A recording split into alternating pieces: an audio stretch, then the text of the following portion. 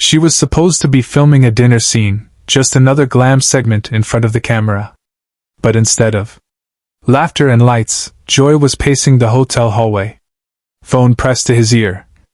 Voice low, but sharp. Not to producers, not to press.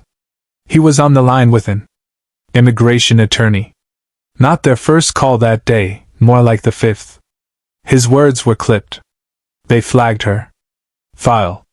Administrative review. What does that mean? Across the country, viewers still thought everything was business as usual. But behind that curtain, a storm was already building. Joy hung up. Walked back into the room, eyes bloodshot, jaw locked. They think something's off. Not just delays, they think it's bad? Yara looked up from her phone confused. He didn't explain. He stared at the floor for seconds too long, then finally muttered, "We need to get everything, every document now.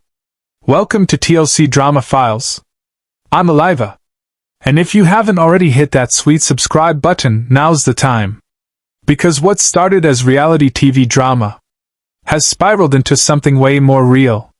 Drop your thoughts in the comments. Do you think someone on set wanted her gone?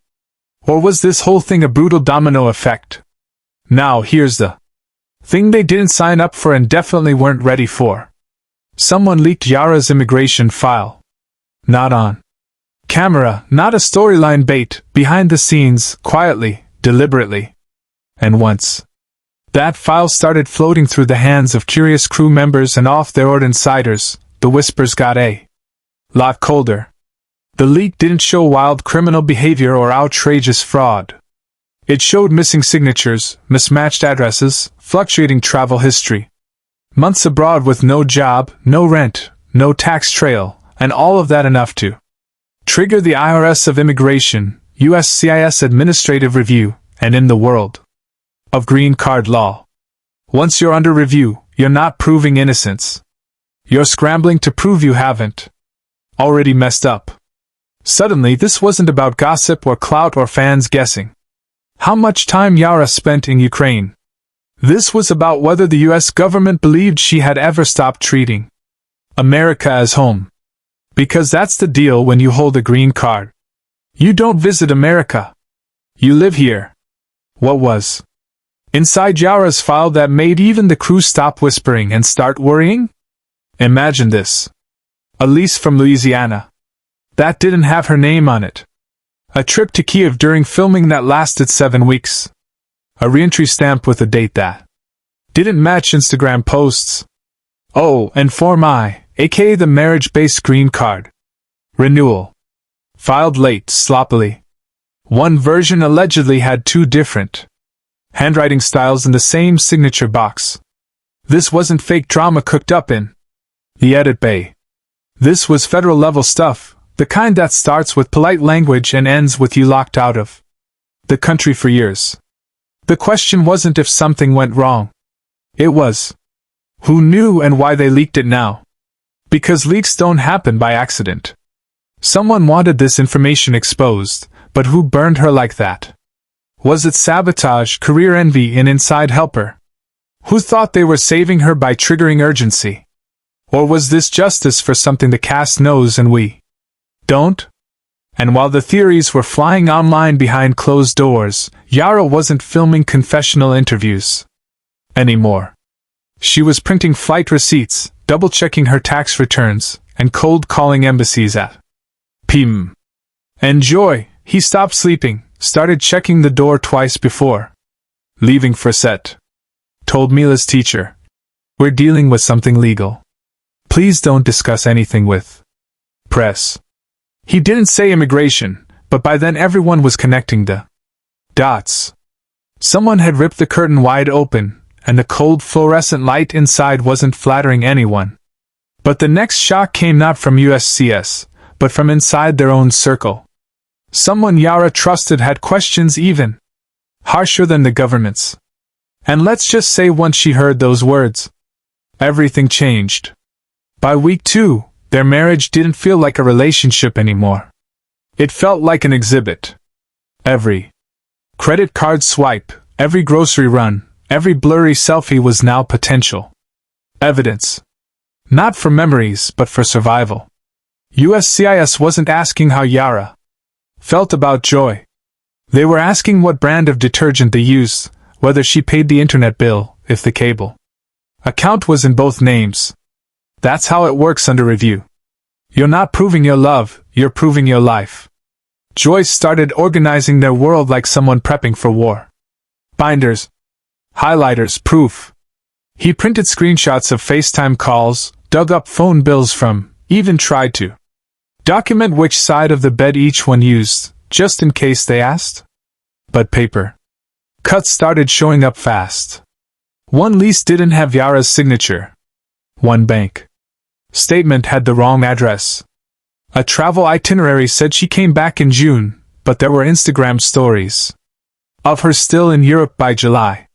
And when Joy found a reentry form with the same date written in 2 different handwriting styles, he went silent. That silence didn't end for hours. By now, the crew wasn't pretending everything was fine either. On set, people changed the subject when Yara walked in. Conversation shifted. Smiles faded quicker. Hair and makeup started giving her extra space. Like being kind without getting too close. But she noticed. Of course she noticed. One assistant said. They saw her take a call from her lawyer alone. Doors closed, camera off. Minutes later, she stepped out with mascara streaked down her cheeks. First thing she said wasn't about the case. It was just one sentence. I worked too hard for this. She wasn't wrong, but the system doesn't care about hard work. It cares about paperwork. And her file had too many blanks, too many overlaps, too many what about this moments to ignore. Meanwhile, Joy was unraveling in the quiet. Not shouting, not storming, just fading. He stopped cracking jokes on set, stopped filming scheduled scenes, pulled Mila from daycare. One night, he slammed a stack of documents on the hotel table and whispered, "This isn't going to be enough." And that's when Yara snapped. "You think this is my fault?" she yelled. But it wasn't about blame anymore. It was about both of them realizing they were standing in the middle of a legal minefield, and neither one remembered how they got there. Was this all a mistake, or did someone want her out of the country on purpose? Because with every missing signature and every forgotten detail, those options started to feel dangerously equal. And as the tension grew, so did one terrifying thought they both avoided. Saying out loud, "What if this isn't about a green card? What if this ruins us too?" When the second letter arrived, it didn't come in a bulky package, didn't have a red stamp, didn't look urgent. But Joy scanned the line. Twice, then again, slower. USCIS wasn't just asking for updates. This was a formal request for evidence. And the wording clinical, cold, and clear. Your application has been moved into administrative review. Additional documentation required day deadline. Failure to respond may result in denial. Yara read that line, and for the first time since the whispers began, she stopped pretending. Her hands were shaking. Even her voice couldn't fake calm anymore. No emoji captions, no curated filter, just pure dread. Stretched over legal English. Joy didn't need an explanation. He already knew. Once a case shifts from routine renewal to administrative review, it means the government believes something's wrong. You're not just another file on the desk. You're on a list. You're being watched. Not for missing forms, for deceiving the entire system. While Yara spiraled in silence, Joy turned to the lawyer. The response he got hit harder than expected. "They're not asking you to prove you love her," the attorney said. "They're asking you to prove you didn't lie from the beginning." It was brutal, but also real. Paperwork had now taken precedence over people, and love, flawed or perfect, didn't matter. Every contradiction became ammunition. Every gap, even if honest, began to look like intent. Then Gwen showed up. Joy's mom. Had always tolerated Yara. Supported her when needed, but she wasn't sugarcoating anything anymore. She took one look at the evidence piles and said exactly what Yara feared most. This doesn't look good. Yara flinched. Gwen didn't stop. You were gone for months. You didn't put your name on bills. You changed addresses 3 times. The government's not emotional. They don't see a mother visiting her family. They see someone dodging residency. Yara snapped back. Voice brittle. I was taking care of my mom. I didn't know every second had to be documented. And that was a real fracture between how life feels and how the system reads it.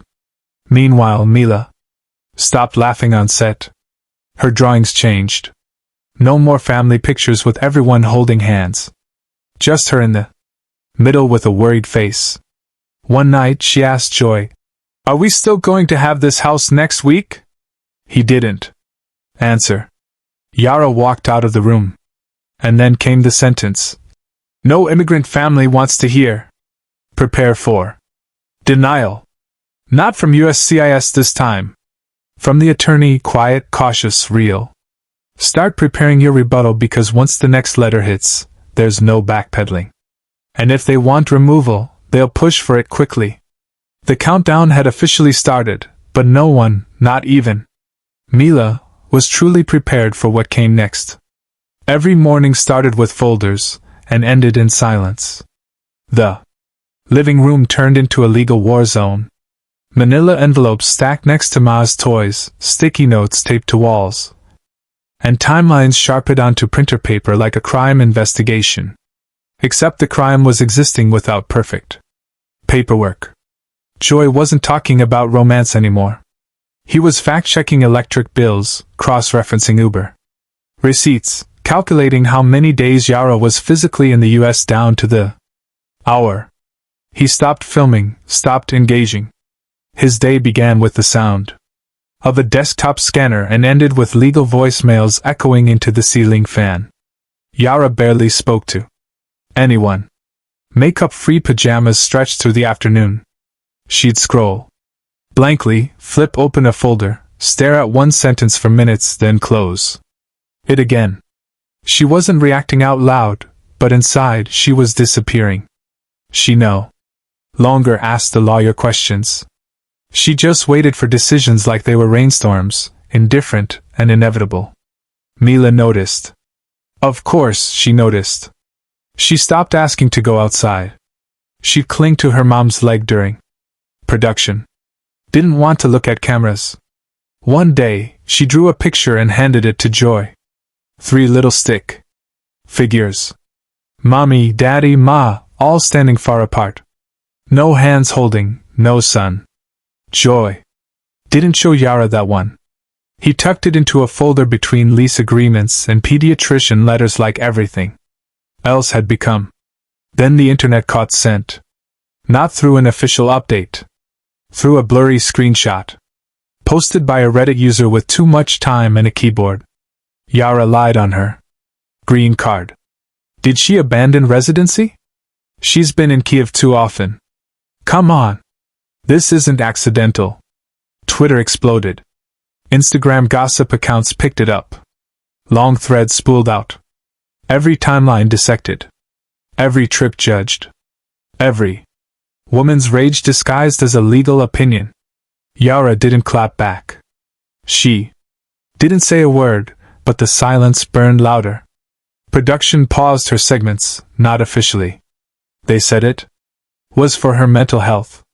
But crew members knew. Even boom mic operators started muting her behind the scenes. Everyone was scared their voices could become evidence.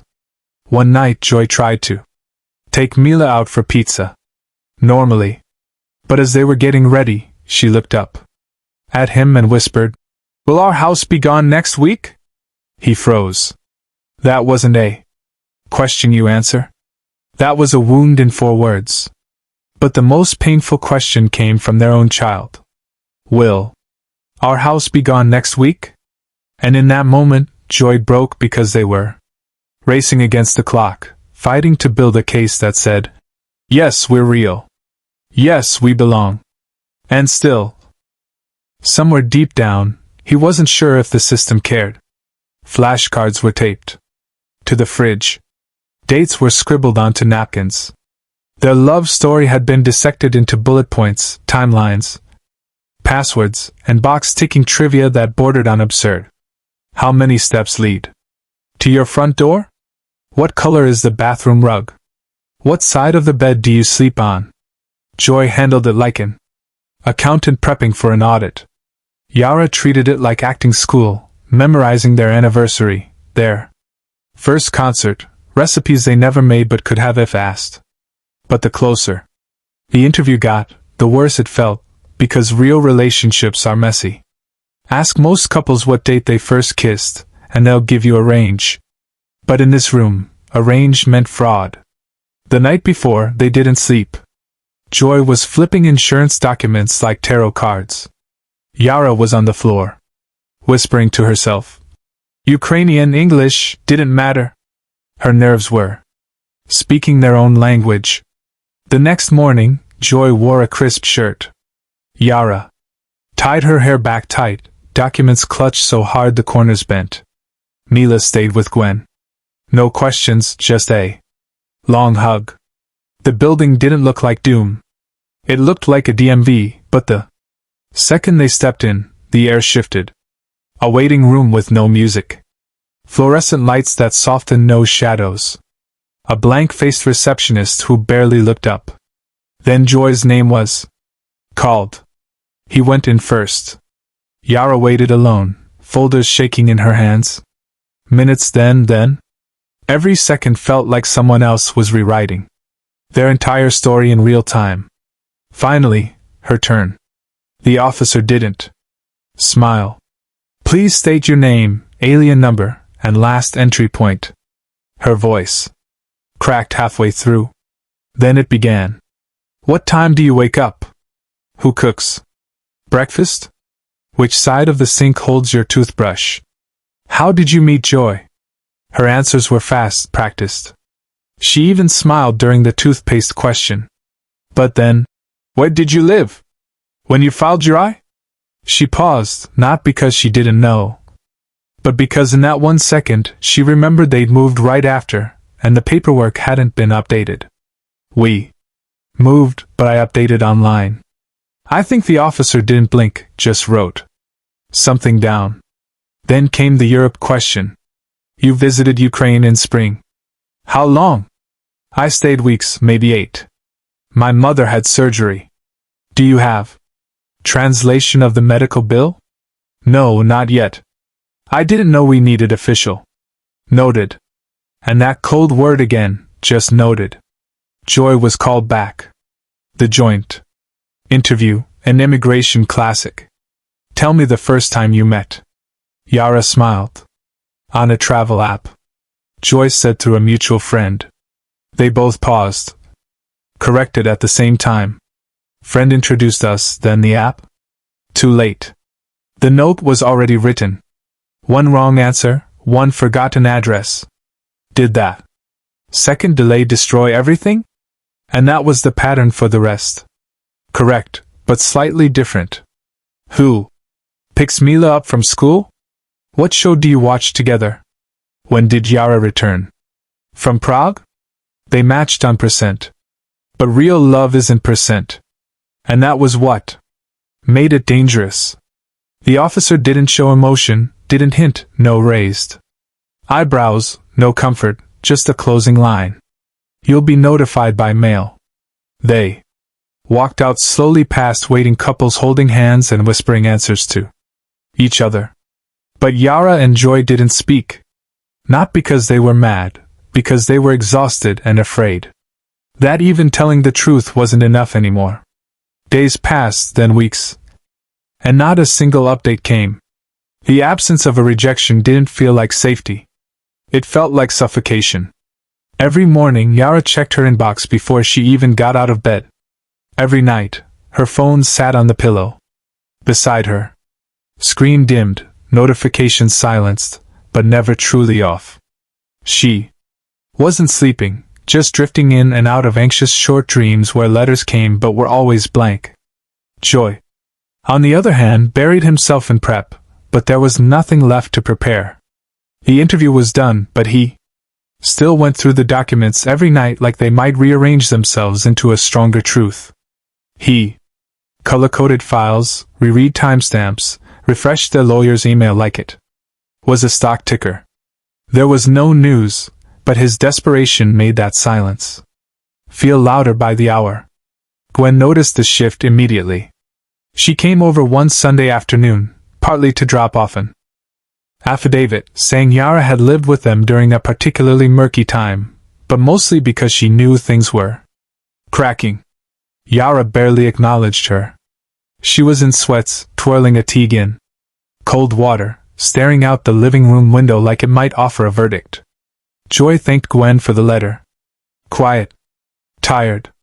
Mila, sensing something, grabbed Gwen's hand and pulled her back into the hallway. Grandma, she whispered. Why is Mommy so sad even when we're all here? Gwen didn't answer. She hugged her, but that question hung in the air. Long after Mila skipped back to the couch. The waiting was eating them alive.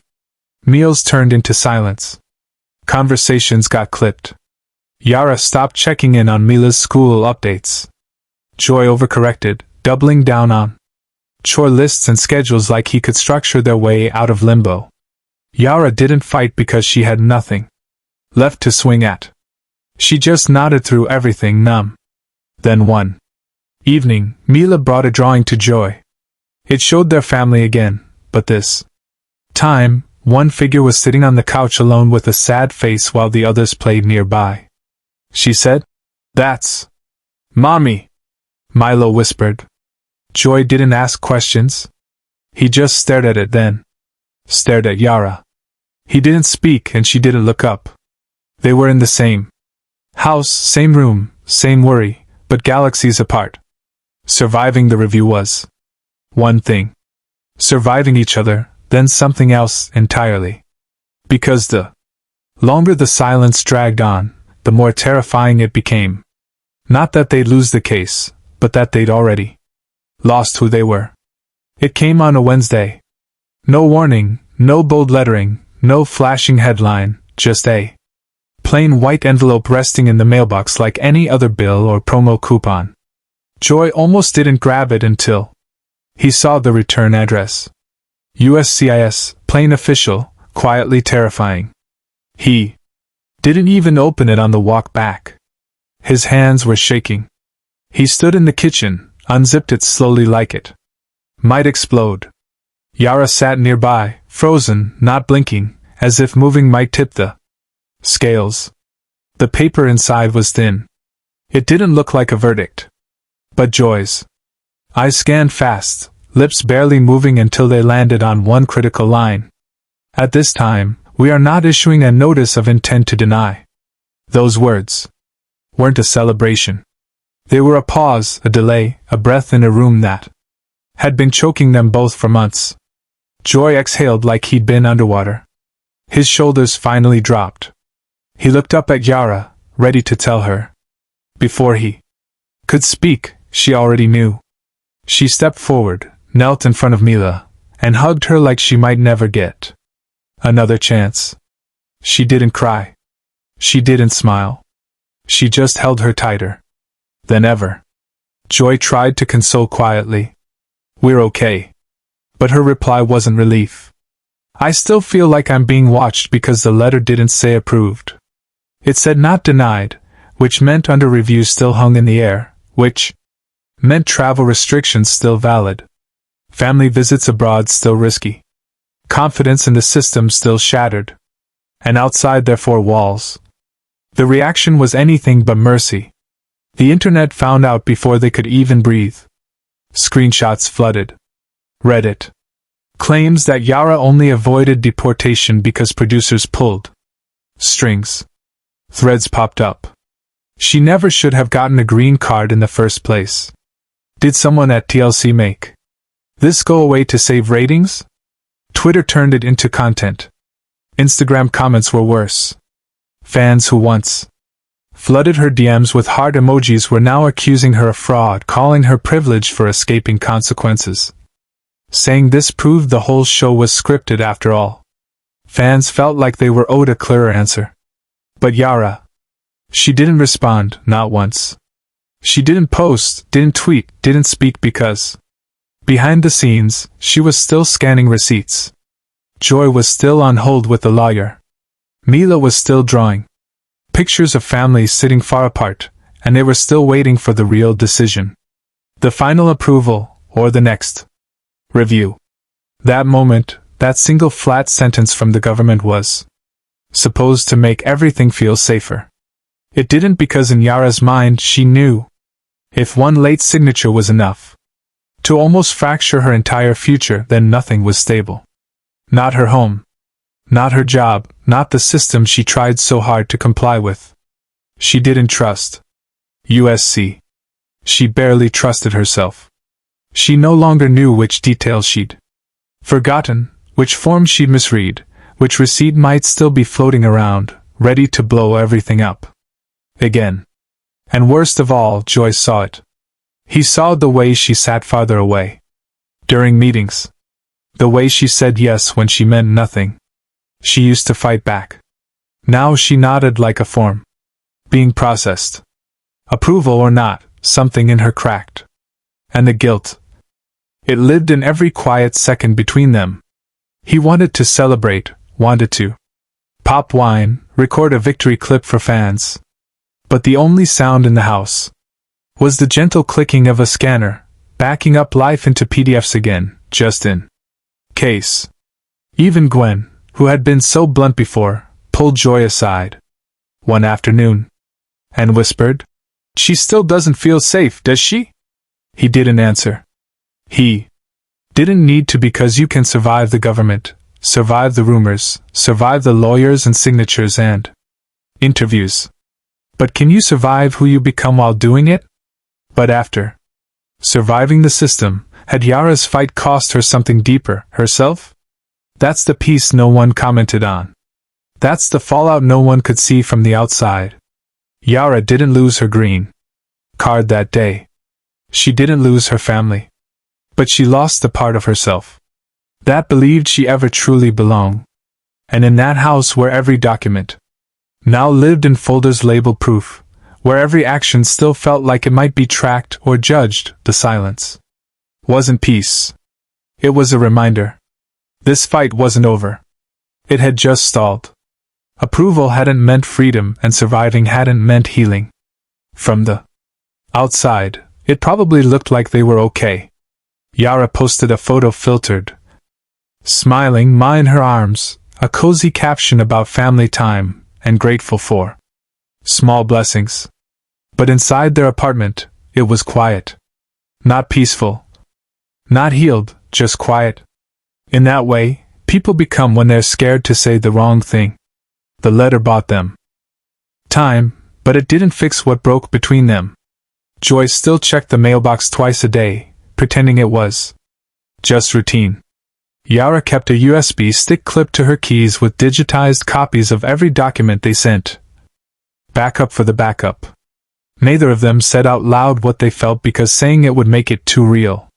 They were in the same room, breathing the same stale air, but emotionally miles apart. The smallest things cracked the illusion. Joy joked once at breakfast, nervously laughing about how he knew their cable login password better than their wedding anniversary. Now Yara didn't smile. She handed Mila a spoon and replied, "I'm not in the mood for nostalgia." She didn't mean it to hurt, but every sentence had weight now. And Mila. She absorbed it all. One afternoon, she handed Joy a drawing. 3 figures again. Mommy, Daddy, Mila, but this time, each one on opposite sides of the paper. No sky, no colors, no hands linking them together. When Joy asked why, she said, "Because we all have different stuff now." He tucked the drawing in the back of the folder with their marriage license and travel logs. Because what else could he do with that kind of truth? The damage had crept in slowly, and now it was just part of the House.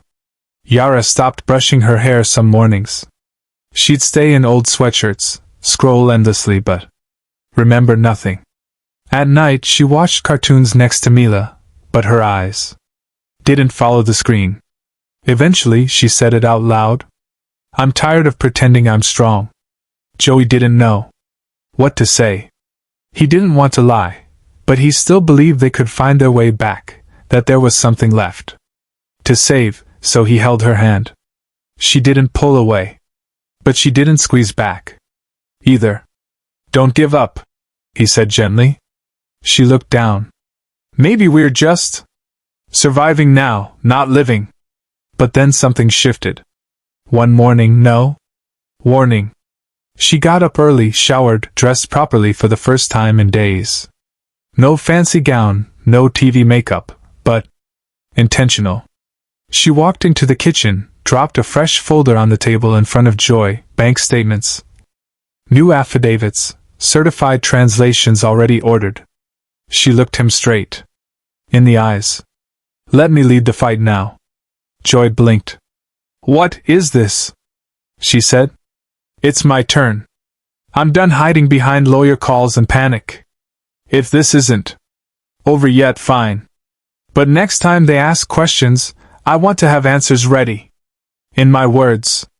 He didn't speak right away, but for the first time in weeks he smiled. Not big, not certain, but real. And that moment, it wasn't a grand finale. It wasn't redemption, but it was proof the fire inside her hadn't gone out completely. They started making small changes. Yara took meetings again. She checked Mila's school schedule, started editing her own emails instead of deferring them to Joy. She printed her grocery receipts, but now she did it calmly, not desperately. Joy backed off. Some of the micromanaging. Let her breathe. Let her lead. They weren't perfect. Far from it. Their marriage still felt different, like someone had rearranged the furniture and not told them where anything was supposed to go. But at least they were in the room together again. Healing wasn't loud. It was slow. It was choosing to stay. Even when staying felt like walking on glass, production slowly reintroduced them to filming. No heavy themes at first, mostly day-to-day stuff. Mila's birthday, a park trip, some light brand deals. The audience got the surface, but the scars stayed off camera mostly because that's what no one warns you about the immigration process. Even when you survive it, it changes you silently, permanently. And for Yara, it was never only about paperwork. It was about being believed, about being seen as human, about being allowed to stay not just in a country, but in a world she built over years. Imperfectly, yes, but honestly. She won't ever fully relax again. Not until she's naturalized. Maybe not even then. But now she knows one thing for sure. Nobody else is going to fight for her like her. She was no longer a file, waiting to be stamped. She was the one holding the next folder. But with another cast member's visa now reportedly flagged, could this story explode all over again? Because here's the thing.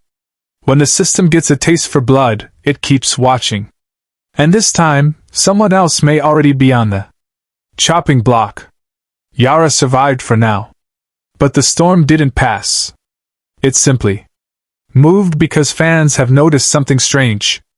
Another cast member's gone quiet. Vanished from socials. Skipped scheduled events, and insiders are whispering. It's not personal. It's legal.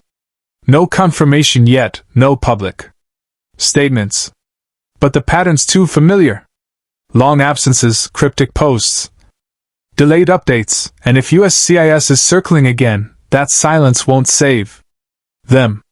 Not when their past travel logs and green card status might already be sitting on someone's desk. And whoever that next castmate is, they've already made mistake number one. Thinking silence buys them time.